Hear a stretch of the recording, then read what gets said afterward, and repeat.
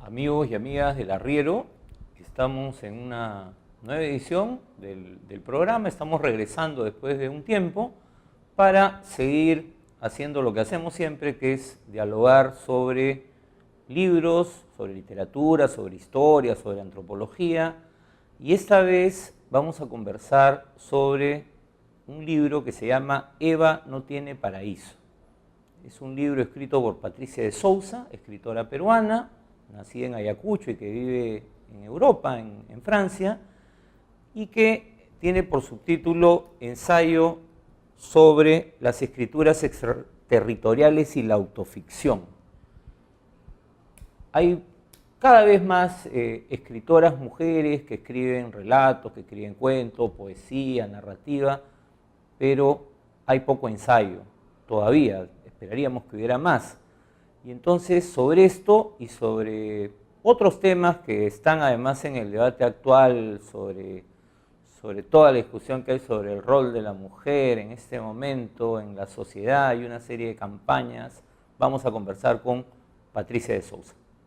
Bueno, Patricia, un gusto conversar contigo. Sé que has venido a Perú por unos días y quería comenzar a hablar sobre el libro, sobre Eva no tiene paraíso, ¿no? Que es una reedición además, y preguntarte por qué esta reflexión sobre la dificultad que tienen las escritoras o que han tenido para escribir, para hacer literatura, ¿no? Y tú tienes un cuestionamiento muy fuerte al canon, ¿no? Un canon patriarcal, masculino, ¿no? ¿Por qué es tan difícil? ¿Y por qué pensar sobre esto? ¿Por qué reflexionar sobre esto? Bueno, hola, contenta de estar aquí y para hablar de ese tema que plantea este ensayo, que es cuál es el rol que tiene la mujer dentro de la literatura, ¿no?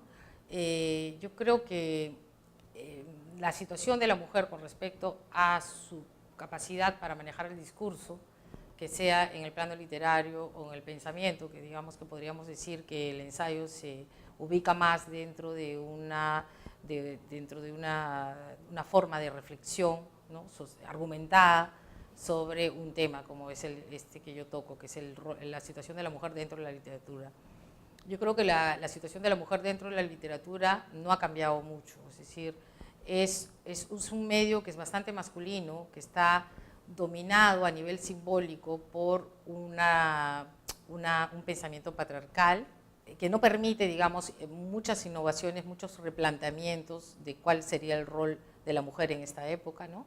Que los arquetipos están bastante construidos, que la subjetividad es una subjetividad supeditada a una dominación masculina, y entonces lo que yo trato es de escarbar en este ámbito sobre el tema, tratando de dar ejemplos de cuál ha sido la situación desde el inicio de la literatura, ¿no? Desde la época clásica hasta la contemporánea, y en qué consiste, digamos, este trabajo con el lenguaje. Hay una frase muy célebre de Flora Tristán que dice: lo importante es nombrar. Estamos en un tiempo en el que lo que interesa es hasta qué punto estamos en capacidad de representarnos una realidad con instrumentos diferentes. No vamos quizás a innovar demasiado, pero lo importante es tener una actitud crítica, reproducir o imitar lo que ya está hecho, ¿no? Ahora, cuando comienzas el texto, tú hablas del malditismo, si no me equivoco, y hablas de los escritores malditos, o a quienes se les llama así, y claro, sus rupturas, o se les llamaba malditos, tenían que ver también con el lenguaje, y el caso extremo creo que es Artaud, ¿no? Un autor al que yo he leído mucho, ¿no? Donde prácticamente al final ya son casi alaridos, ¿no? Si una mujer hubiese escrito lo que escribía Artaud en los años 40, ni siquiera lo hubiesen calificado de literatura. ¿Ni siquiera es maldita o me equivoco? Lo que digo es que finalmente lo que muchas veces es una condena o considerado como algo negativo, ¿no? Es muchas veces interpretado como un valor positivo desde el lado masculino, desde la perspectiva masculina, ¿no? O sea, al hombre se le pueden tolerar ciertos... Un hombre que transgrede, que injuria o que de repente puede caer, digamos, en la locura y tener una disociación del lenguaje, una disolución del lenguaje, que fue lo que sucedió con Antonin Artaud, ¿no? Al final de su vida, porque él pasó por un tratamiento de electroshocks y todo eso, sería considerada una mujer como un drama y como algo negativo. Es decir, en realidad, si analizamos la historia de la literatura, en el caso de Virginia Woolf, el tema de su locura ha sido de alguna manera estigmatizado como, no como algo positivo, sino como un hándicap y un obstáculo para su propia obra, ¿no? No ha sido una plusvalía, no ha añadido claro, es como valor. Algo que le quita, más bien. Algo que le quita y no que le añadía valor a su obra, ¿no? Y incluso, si analizamos el tema, el diario de ella es publicado, censurado por el esposo, Leonard Woolf, ¿no? Que decide no publicar ciertos fragmentos del diario, donde quizás ella hablaba de la vida en común con él, de las frustraciones que vivía, de su encierro y de su marginalidad. Entonces, lo que yo intento decir es que las cosas que son consideradas como positivas, por ejemplo, la agresividad, cierta anarquía, ¿no? La libertad. Sí, la libertad en general, en la mujer es considerado como transgresión, ¿no? Como transgresión, pero también como un valor negativo. Entonces, de acuerdo a cómo se interprete, desde qué perspectiva, que es una perspectiva, digamos, androcentrista, la mujer siempre siempre es el centro de los valores negativos de la sociedad, ¿no? Todo lo que ella representa es siempre el lado negativo del arquetipo, que digamos que se le imprime, que se le impone, ¿no? Ahora, porque no todas las mujeres nacen, o sea, es decir, no necesariamente aceptan esto con pasividad, sino que también revierten esto, ¿no? Ahora, los grandes personajes femeninos de la literatura, o algunos de los grandes personajes que vienen del 19, Emma Bovary y Ana Karenina, son construidos por hombres, ¿no? Y están muy marcados pues es una mirada del hombre que construye a una determinada imagen de una mujer, ¿no? Y claro, yo pensaba cuando leía, porque haces mención a ello, pero yo pensaba en el siglo XX, no sé, porque eso no tiene que ver con el libro, pero tiene que ver con el libro, pero no es que esté ahí. ¿Cuáles son los grandes personajes femeninos, o pueden haber grandes personajes femeninos en esta literatura extraterritorial de la que tú hablas, o es la misma autora? Creo que en el siglo XIX también ha habido autoras que han tenido personajes femeninos importantes. El caso de Jane Eyre, de Emily Bronte, o en Cumbres Borrascosas, Catalina. Las hermanas Bronte han sido, las inglesas de la época post-victoriana han sido importantes, ¿no? Y en Francia tienes a Georges Sand, a Flora Tristan también, que podría ser considerada una autora importante, o a Madame de Staël. Pero antes que ellas está Madame de Lafayette, que escribe La princesa de Cleves, que es un personaje femenino, es donde empieza, digamos, la modernidad en la literatura francesa. No solo los hombres, lo que pasa es que los hombres siempre pasan a construir el canon, por eso se conoce mucho más a Flaubert. Flaubert, cuando le preguntan por Emma Bovary, él dice, Madame Bovary soy yo, ¿no? Es decir, él está tan seguro que puede construir un personaje femenino que se coloca en el lugar de la mujer. Obviamente que no lo hace mal, pero digamos que él se permite esa licencia, Es ¿no? el dios, digamos, ¿no? Lo que pasa es que después, si tú ves el personaje que construye Charlotte Bronte, Jane Eyre, o Jane Austen en Emma, por ejemplo, Emma de Jane Austen, o Jane Eyre, tú vas a ver que hay diferencias. No son personajes que están en conflicto con su medio, bueno, como Madame Bovary, pero el final no es trágico, ¿no? Es decir, porque hay una moral quizás subterránea en la novela de Gustave Flaubert, en Madame Bovary, porque al final Madame Bovary se suicida, y Ana Karenina también, ojo, son dos personajes trágicos. Claro. En el caso de las otras dos personajes, no mueren, o sea, no necesariamente mueren ni terminan con un final trágico. O sea, es como si hubiese un castigo que le espera a la mujer que transgrede las reglas. Y es como que el autor hombre, digamos, o el literato, solo puede imaginar que una mujer en conflicto con su sociedad va a terminar mal. Eso es lo que nos está diciendo, ¿no? Claro, o tener que suicidarse, ¿no? Rompe las reglas de la tribu, pues como decía Levi Strauss, ¿no? Para hablar de un antropólogo. En la época contemporánea, en el siglo XX, hay muchas novelistas, ¿no? Y hay personajes femeninos interesantes como no. O sea, no necesariamente las mujeres van a inventar personajes femeninos interesantes, depende de dónde estén ubicadas ellas, ¿no?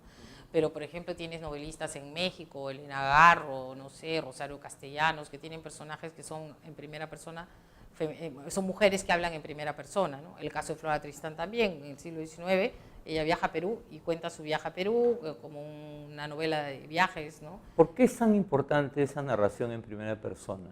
Porque las mujeres, ¿qué es lo que hace que necesiten las mujeres la primera persona? Exacto. Porque las mujeres no han accedido al discurso.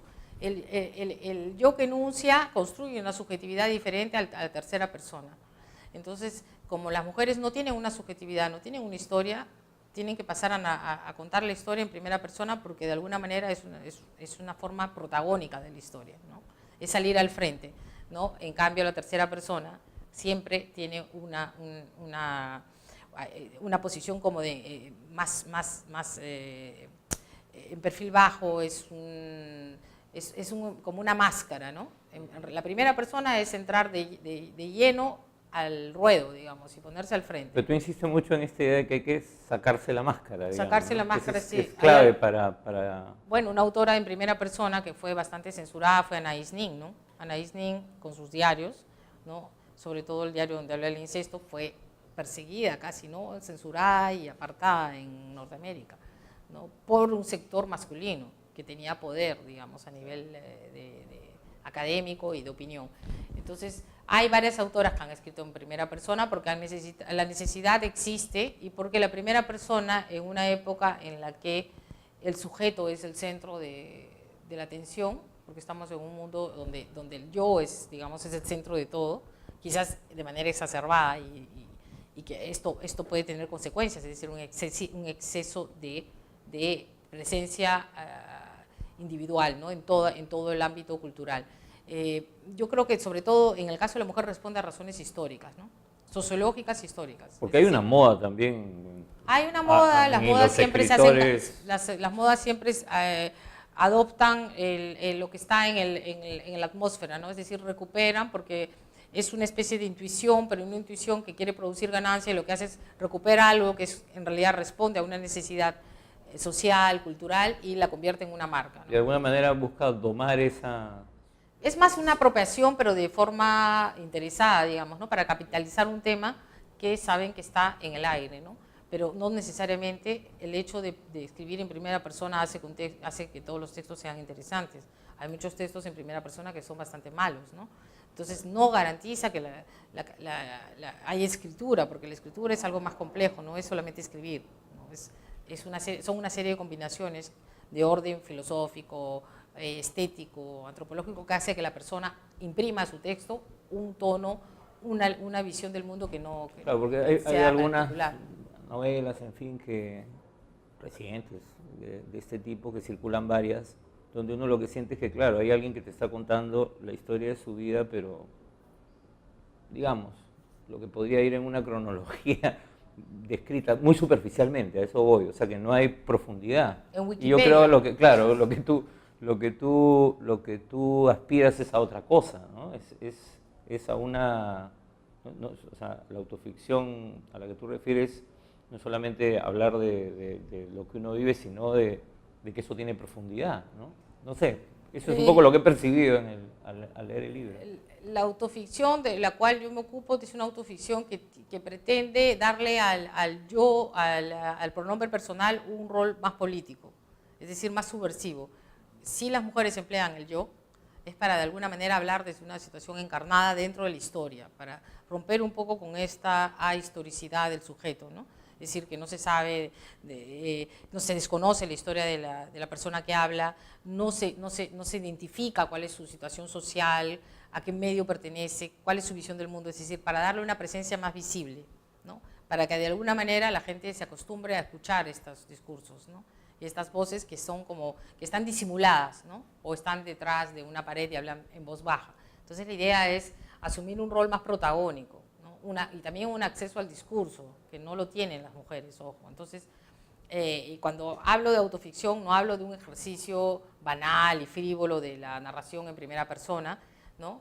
Y en contar cualquier cosa, sino un trabajo realmente de autoconciencia, de responsabilidad, de autorresponsabilidad y de compromiso casi político con la sociedad, porque a partir del momento en que tú decides salir a hablar en público y eliges un código lingüístico, o sea, decides escribir en un tipo de lenguaje, es decir, en un tipo de castellano, en el caso que escribes en castellano, hay un compromiso con la sociedad. Tú no estás hablando, no escribes para ti, además Claro, escribes no para estás escribiendo otros. en el vacío, digamos, ¿no? O sea, Te escribes para... no se va a leer en hay el una vacío, hay alguien que va a leer tu Exacto, trabajo, existen ¿no? los lectores y las lectoras y además existe la intención del texto. La intención del texto es importante, ¿no? A pesar de que algunos movimientos filosóficos como el estructuralismo han tratado de relativizar la figura de la autora y del autor con este texto de Roland Barthes, que es bastante complejo, que es la muerte del autor. Yo creo que hay una emergencia del autor en el sentido político del término.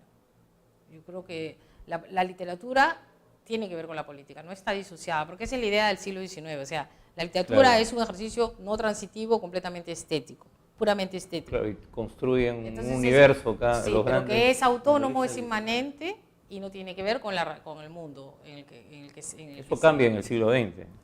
O sea, se mantiene esa visión decimonónica de la novela, sobre todo en América Latina y en el Perú, hasta bueno, ahora. sí. O sea, Ahora, otro componente del ensayo es este tema este planteamiento de la extraterritorialidad. es una palabra complicada. Que es una palabra complicada y que no estamos hablando simplemente de que no es porque tú estás en Francia y no estás acá, ¿no? Sino es cómo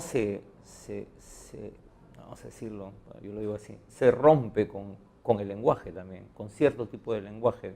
Eso es un poco lo que busca este tipo de...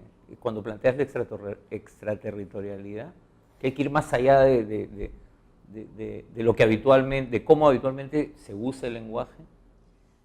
Claro, es decir, el planteamiento que hago yo en este texto de la extraterritorialidad tiene que ver también con el título, Eva no tiene paraíso, es decir, la mujer no tiene lenguaje, no tiene un lenguaje que le pertenezca, el lenguaje está de alguna manera colonizado por un pensamiento patriarcal, eurocéntrico, si quieren, ¿no? Etcétera, etcétera. Entonces, ¿qué pasa? Que la mujer tiene que volver a apropiarse de ese lenguaje, pero para apropiarse viene desde un territorio que es un no territorio, es un lugar que no le pertenece, porque no lo tiene en el lenguaje, puesto que ella no ha participado en la elaboración, no ha participado en la elaboración de la historia, en la elaboración del relato cultural del mundo, está ausente en muchos ámbitos. Y en la literatura tiene una presencia bastante menguada. Marginal, digamos. Bien marginal. Entonces, salvo a pesar de los premios Nobel, son muy pocas, ¿no? Y no creo que sea un premio que tampoco legitime una visibilidad de la mujer en el mundo, es un premio que no tiene un rol revolucionario, no cumple un rol revolucionario. Entonces, creo que la extraterritorialidad se da desde el nacimiento, es decir, tú tienes un espacio que no es un espacio, que no te pertenece, que tienes que conquistarlo. El desarraigo es parte de la experiencia de la mujer. ¿Por qué? Porque estás en una sociedad en la cual tú no tienes un espacio otorgado desde que eres pequeña, sino tienes que ganártelo. O sea, yo empiezo a escribir justamente porque siento que ese espacio no lo tengo, y para poder crearlo tengo que construirme una subjetividad a través del lenguaje, ¿no? Ese lenguaje que ya sale, digamos, de su territorio cuando te vas de viaje hacia otro espacio lingüístico, se convierte ya en un lenguaje de extranjera también. Y ahí lo digo, ¿no? Es decir, nosotras somos de alguna manera extranjeras en nuestra propia sociedad, como las parias del libro de Flora Tristán, pero al mismo tiempo, cuando ya eres extranjera concretamente, tu marginalidad es aún mayor. Claro, es como una doble marginalidad. Doble marginalidad. Entonces, hay que construir desde el desarraigo, dentro de una sociedad que no lee tus mismos códigos, lo cual hace que tú tomes mucho más conciencia de tu idioma, ¿no? de la precariedad, de los límites de tu idioma, ¿no? que es una experiencia de alguna manera desestabilizante, pero que también reestructura, y también se convierte después a través de la escritura en una forma de sintaxis, de gramática, de nueva gramática, ¿no? Ahora, en los últimos años, ¿no? Este texto ha sido reeditado después de 7 años, si no me equivoco. Fue publicado en el 2010, ha sido reeditado en el 2017. ¿Tú sientes que han habido cambios en relación a lo que tú planteabas? ¿O qué cosa ha cambiado bueno, todavía no es una década, pero tú percibes eso en las nuevas escritoras o en la actitud de los críticos hacia la literatura que escriben las mujeres, o en cómo la percibe la sociedad, cómo la reciben los lectores? Yo creo que ha cambiado, ha habido una metamorfosis hasta cierto punto en la manera como se editan los libros, es decir, hay más libros. No hay más crítica, eso no podría decir que hay más crítica, porque no tenemos crítica justamente porque no nos interesa hacernos cargo de lo que se publica, ¿no? Porque eso exige una presencia ante sí misma que, digamos, el Perú como país no lo tiene, a mi modo de ver. Entonces, no hay crítica, la crítica es incipiente y la que hay es mínima y en diarios generalmente muy conservadores, ¿no? Yo no creo que se pueda hacer una crítica muy libre y muy innovadora dentro del comercio, digamos, ¿no? Dentro del diario El Comercio, porque hay que mantener ciertos códigos y ciertos acuerdos, porque tu estabilidad salarial está en riesgo, porque te despiden, imagino, ¿no? Entonces la libertad no existe a ese nivel y la crítica es sesgada y pobre, a mi modo de ver. Ahora, ¿qué cosas han cambiado? Han cambiado en que aquí en el Perú el libro se ha convertido en una mercancía, y yo no sé si eso, a mi modo de ver, no es positivo, porque el libro convertido en mercancía entra a competir con todos los otros objetos que circulan, porque se habla de industria, ¿no? Es como que se vuelve a formatear lo que se había desformateado, si quieres, siguiendo con la lógica de la ruptura, ¿no? Pero si el libro es una mercancía, entonces lo que importa es ganar con él, ¿no? No importa que el libro sea leído. Lo que importa es vender. Es venderlo. Claro. Y para vender tú tradicionas justamente el propio proceso, que es un proceso el proceso de escritura es un proceso digamos, de aparición ante ti misma, que tiene que ser honesto, hay un compromiso también de orden moral, ¿no? Que es una figura de estilo incluso. Pero hay gente que escribe más allá o sea, que entra en tensión con la industria de todas maneras, ¿no? ¿O no? Yo no creo que la producción a granel de textos sea un trabajo interesante. Me refiero a las escritoras. O sea, ¿cómo ves tú el universo de escritoras peruanas? Yo creo que hay algunas escritoras que están saliendo al frente a publicar textos. Hay algunas que son interesantes, otras que están en formación. Es muy difícil opinar. Yo creo que no es tanto un cambio realmente social, es más bien una cuestión geográfica. Es decir, es una cuestión de población. Hay más población de mujeres, hay más mujeres que hombres, entonces hay más mujeres que escriben porque son poblacionalmente más numerosas, ¿no?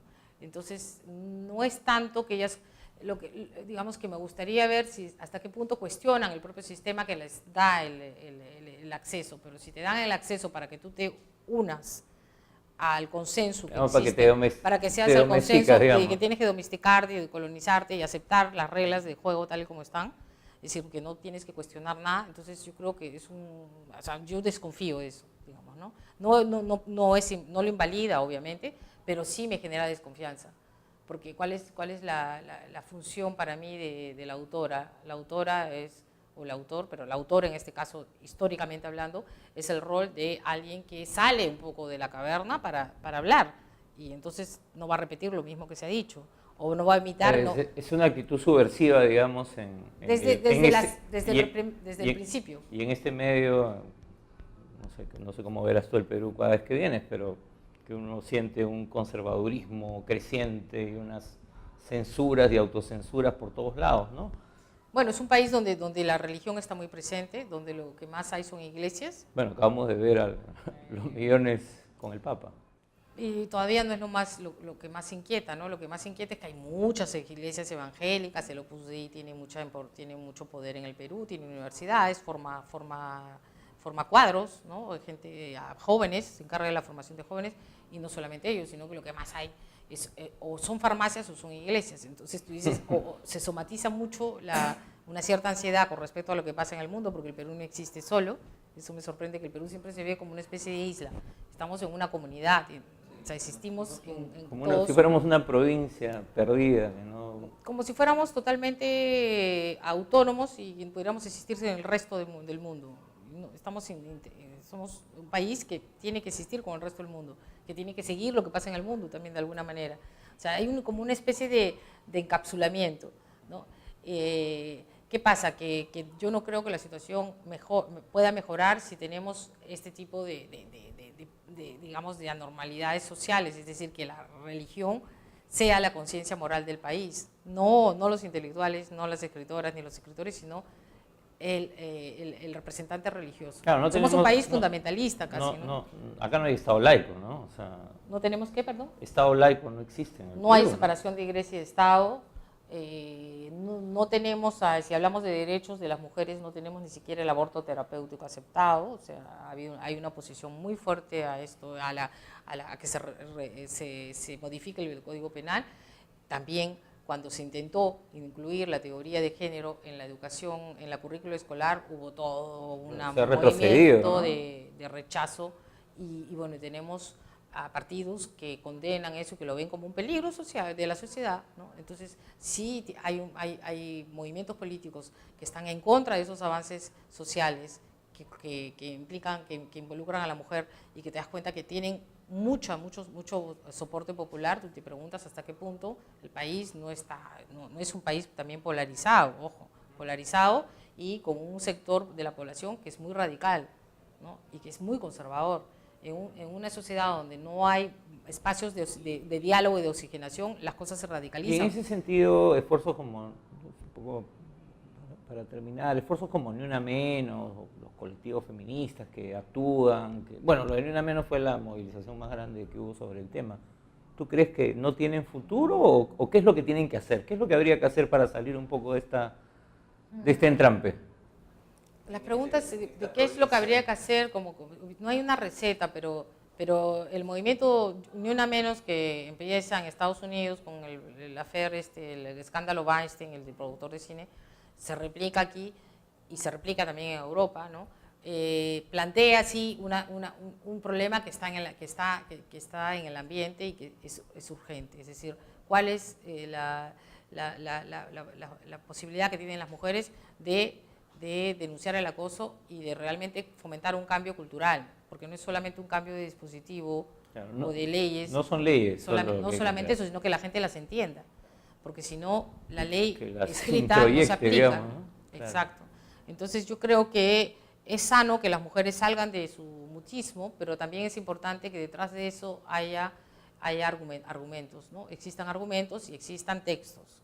Entonces por eso es importante, a mi modo de ver, que las mujeres puedan leer a otras mujeres, incluso a los hombres que han trabajado sobre el tema, porque es una cuestión de sexo, sino una cuestión de pensamiento, y en ese sentido creo que cualquier contribución siempre aporta un elemento de análisis, un elemento también de trabajo simbólico, que es lo que nos hace falta, creo. Estamos trabajando mucho con un lenguaje de mercantilista, o sea, que está destinado a producir ganancia, pero no con un lenguaje que reflexiona sobre los temas de fondo. Muy bien, Patricia, muchísimas gracias por la entrevista. Ha sido un gusto conocerte, no nos conocíamos y leerte además, leerte con prisa. Y yo quiero recomendarle a todos mis amigos, a todos los amigos y amigas de La Riera, el libro Eva no tiene paraíso. Es un ensayo breve, se lee fácil. Yo lo he leído en 24 horas, menos, reeditado por la editorial La Moderna, que es una editorial española, y espero que lo lean y que además lean también las novelas que Patricia ya ha escrito hace varios años y que las pueden encontrar en varias librerías en nuestra ciudad. Nos vemos.